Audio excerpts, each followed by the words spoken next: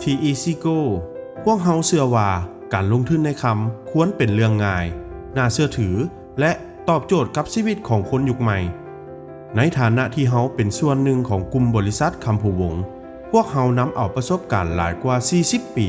เพื่อรับใช้ลูกค้าด้วยคำมั่นสัญญาและความเอาใจใส่สูงสุด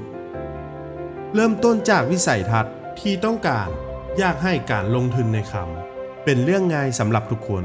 เพื่อให้ทานได้บรรลุความมั่นคงทางด้านการเงินได้อย่างง่ายดายพวกเฮาได้ออกแบบการบริการเพื่อตอบสนองกับความต้องการบ่ว่าจะเป็นนักลงทุนมือใหม่การลงทุนระยะยาว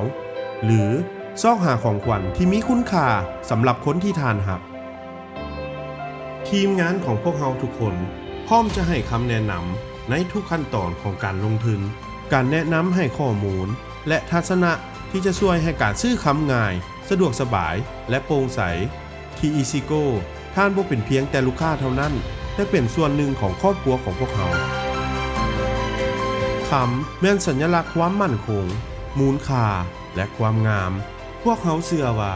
คำบ่เพียงแต่เป็นการซื้อขายแต่ยังเป็นมรดกการเฉลิมฉลองและอนาคต TEC Go เฮ็ดให้การลงทุนในอนาคตเป็นเรื่องง่ายยินดีต้อนรับสู่ยุคใหม่ของการลงทุนในคำ